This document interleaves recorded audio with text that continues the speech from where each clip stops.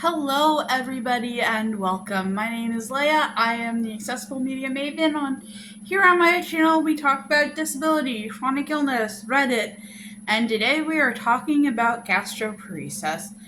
If you don't know, I've been having stomach problems that have been identified as most likely gastroparesis since 2021, since I was diagnosed with diabetes.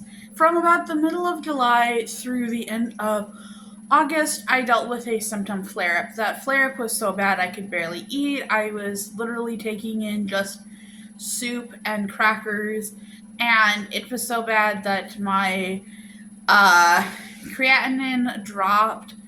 None of my other levels were dropping, so it is most likely due to lack of protein. So if anyone says that it is impossible to have a protein deficiency, they are wrong. So I have been doing better with my stomach since I had my scope, actually. I'm not entirely sure what happened. I just know that I basically did not eat for a full 24 hours, and then I proceeded with caution, and since then, a lot of foods that I had previously been unable to tolerate, I could tolerate. Now, I don't go crazy wild. Still have plenty of protein drinks, still have soup and crackers, still have baby food, but I am better at having, one, sometimes two good solid meals a day, and then, soft stuff the rest of the day that really lets my digestive system rest so that I'm not just slamming it continuously. But this week I had an interesting experience. So this week I had my first overnight travel for work. If you don't know, I do communication work for the Kansas Department of Health and Environment. And as a part of that job, I do sometimes have to travel throughout the state. And this week, I traveled to the Kansas City area from where I live at the state capitol.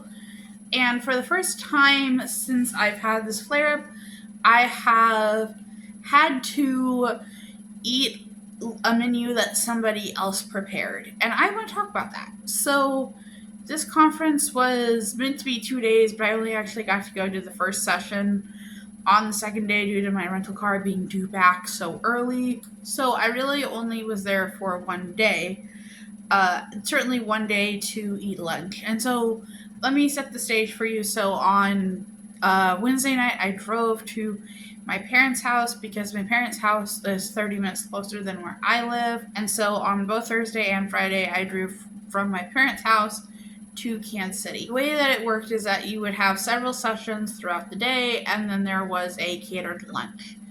And I believe that this was like the dining hall catered it because it was on the campus of a university. So what happened with this lunch was that I did bring protein drinks, but like for me, whenever I'm not thinking about food, it's incredibly hard to eat. Like yesterday I filmed a spa day routine, and I told myself, okay, I took my insulin at 10. I'm going to start this now, and then I will eat again at 1. And it was really hard for me to eat again at 1. I had, my soup, a protein drink, and baby food, and then I was stuffed. And so during the conference, I wasn't really doing much eating. I didn't have any of my protein drinks. I think both nights I did go out to eat because my mom recently had surgery, so she wasn't cooking, and so work pays I think around $30 for dinner, so I had dinner both nights. And I'm trying to think how to explain this. So I had barely nibbled on stuff, so I got food that I wouldn't normally eat. So I got a chicken strip and some fries, and I had half the chicken strips and half the fries because I just could not eat. And then in the morning, I had my normal soup and crackers, and that actually kept me full all the way until lunch, which is weird because normally the thing with having the soup and crackers is that it doesn't keep me full. That's why I have to have a snack at 9. I ended up not getting hungry until 11:30 or close to whatever time we were going to eat, so I didn't eat until it was served. And I don't know what I was expecting. Like, what we had was a very typical uh, served lunch, in my opinion. But let me describe the scene for you. So, I had been sitting with some of my coworkers who they might maybe know that I have stomach problems and they know that I have diabetes, but they don't know the specifics of my stomach problems and they don't know the things that I can and can't eat. So I walk out, get in line, and this line is like all the way around, like it's huge. And we stand in line for quite a while, and then I see what it is that is being served. I'm still like quite a ways back when I see because people are walking past with their plates, and it is like pasta with red sauce or white sauce, and chicken and meatballs, breadsticks, and then there is both like steamed mixed vegetables and a salad. And if I tell you guys this, like my heart, my stomach, whatever, just like dropped. I was just like, oh crap, what am I gonna do? Because if you don't know, like this was basically a smorgasbord of foods that I don't usually eat. I don't usually, well, when I say I don't usually eat bread, I love bread, but I try not to eat it because it spikes my blood sugar. Pasta is okay, but I don't usually eat it because, unlike my mom, I'm not a fan of buttered noodles. And red sauce can aggravate my GERD. White sauce aggravates the general like not eating milk makes me not feel good thing. My anxiety about getting sick or feeling sick, and especially my anxiety about throwing up, is way, way, way heightened when I am, an hour away from home. When I am in a room full of like 150 people. When I am in a situation where I can't just quickly get up from my bed and walk 10 steps to go to the bathroom. Like all of these things heighten my anxiety and it's really hard. And so as I was standing in line, because like I said, I saw it quite a ways back, the closer that we got, the higher my anxiety got because I was so afraid. I had 2 protein drinks with me, but I didn't want to. How to explain this? I did not want it to look like, oh, Leia, why aren't you eating the food? Why are you drinking these protein drinks? Like, that's another anxiety of mine is I don't like having to explain myself or explain things. And at the same time, I was like, holy shit, what am I going to do? And so what I ended up deciding to do was I would get a little bit of noodles with a little bit of red sauce, some meatballs, a small piece of chicken, and a breadstick. And for reference, everyone else is like piling their plates. Lots of pasta, a salad, vegetables, everything that's on the cart they are having. And so I am like about to cry and I am walking through the line and trying to put enough on my plate that I'm going to be full and that people aren't going to be staring at how little I'm eating. I feel really bad whenever I am getting food and I end up throwing it away. I'm working on it. I'm getting much better about it. I am throwing food out when I don't want to eat it. But I'm the type of person that I know that I shouldn't have chips and salsa. But, some Mexican food is really safe for me. So, because the chips aren't as bad, but the salsa is really bad. And I will knowingly sit there and just mindlessly eat chips and salsa, even though I know that it's going to make my stomach feel bad. So I got through the line, I had my food, and I put it on my walker, and I went to my seat. And I was getting ready to put my plate down, and I believe that when I was pushing, at some point, my breadstick rolled off of my walker and onto the floor, so I had to throw it away. And then I was just left with like this really sad plate of like, if you can imagine, like noodles laying, single file on the plate with a couple of meatballs and a little bit of red sauce and the like small piece of chicken. And my face just goes white and I am just like, I don't know what to do. And so I run to the bathroom. I mean, I throw the breadstick away, but I run to the bathroom and I sit there and I just start crying.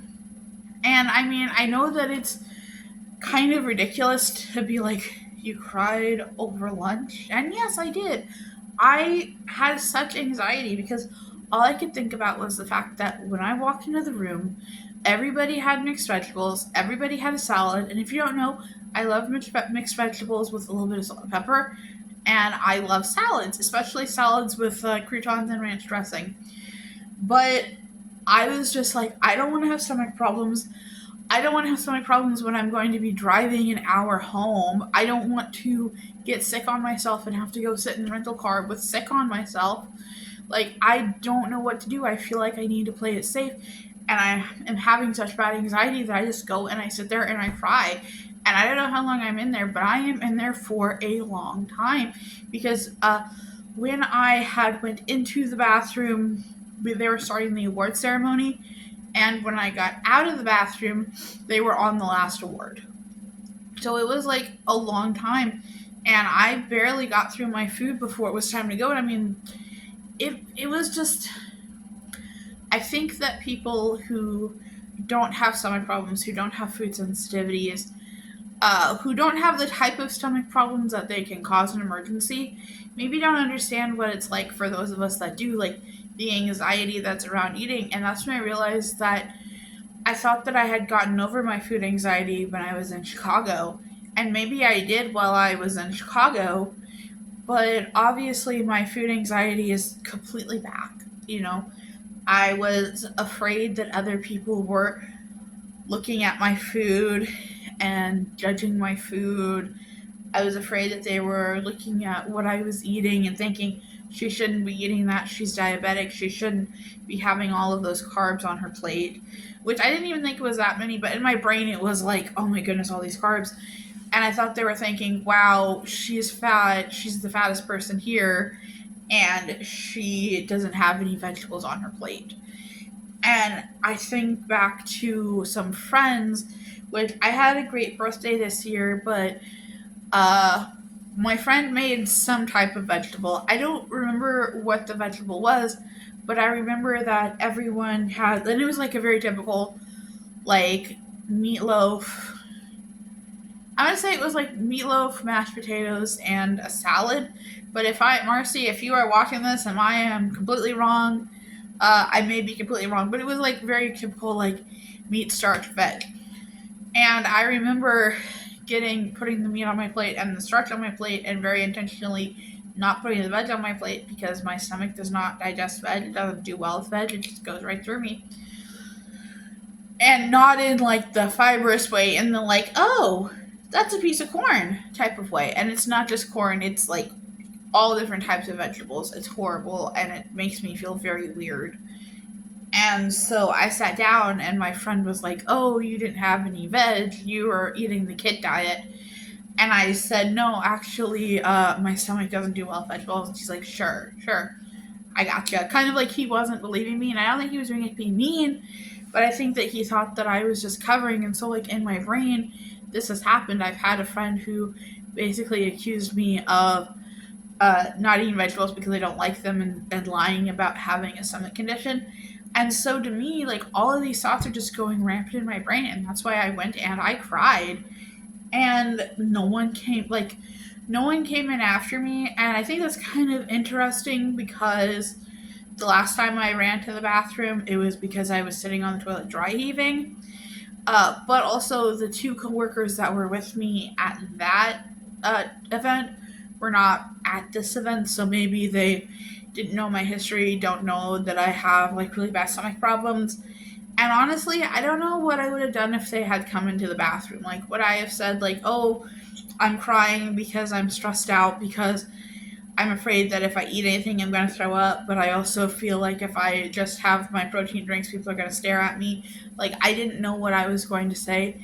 And that's something that's very hard. Like, I know that I physically take up a lot of space, but I don't like taking up a lot of space for things that I can't control. Like, I don't like my medical stuff being the center of attention. I feel really weird when I am on a call, like I was one day this week, I think, where I'm on a call and it's like, oh, I am meant to be having a snack. Oh, I am meant to be drinking one of my protein drinks. Like, I don't like that feeling. It makes me feel bad.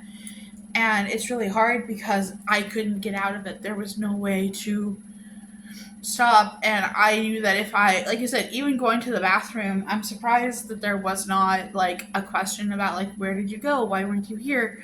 Why did you just leave during the award ceremony? And I haven't talked to um, my supervisor that was on that trip. But if she does, I'm just going to say, yeah, I had a really bad anxiety attack about the food and I had to go deal with it. And it's hard to admit that you have problems, mental health problems at work. I don't really talk about my mental health problems at work. They know that I have hypermobility spectrum disorder because I use a walker and because I've hurt myself due to my hypermobility spectrum disorder. You can check that video out. And they also know that I have diabetes because I take insulin, and I think that I don't remember how it became said that I have diabetes, but I think it was like, oh, I have to go take my insulin. And my other supervisor that was not on this trip knows that I have stomach problems. She knows that for several weeks I was going home like at least once a week saying, I don't want to be here because I don't want to throw up in the office. I would rather throw up at home if I'm going to throw up. But this supervisor doesn't know all that. So I think if she says anything, I'm just going to say, like, hey, look, I have a stomach condition and I had an anxiety attack about the food because I was worried that I was going to be sick, and leave it at that. It's hard being chronically ill, and it's hard being chronically ill in the workplace, especially because, like, there are preconceived notions about people with chronic illness. There are preconceived notions about people with stomach conditions. There are preconceived notions about diabetics. All of these preconceived notions, and I think that I don't really think of myself as having social anxiety, but I kind of think I do. Like, I do have severe anxiety about what people are thinking about me, and the more that I care, the worse my anxiety gets. So it is what it is. I try to do my best, but sometimes, my best isn't good enough. Sometimes I end up going to the bathroom and crying because I'm having an anxiety attack.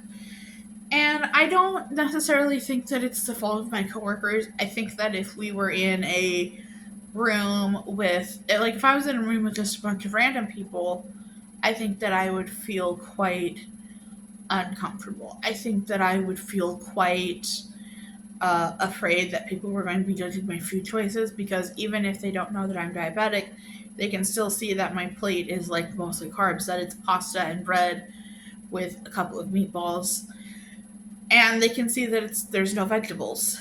So I just wanted to share this because I don't think that we talk about the mental load that having a stomach condition can take on a person, and the severe anxiety that it causes when you just can't do anything else. When you're just like, this is my stomach condition and I might get sick if I eat this, but if I don't eat this, everyone's going to ask why I'm not eating this. Because I definitely could have had the 2 protein shakes that were in my sack for lunch. I think I'm probably going to take 2 protein sacks and a baby food for my lunch today. But I think that I think it's hard. And so if you are out there dealing with stomach problems, I just want you to know you're not alone. Your anxiety is real. And if you have an anxiety attack about a food buffet, that's real too. All right, take care, guys. Bye.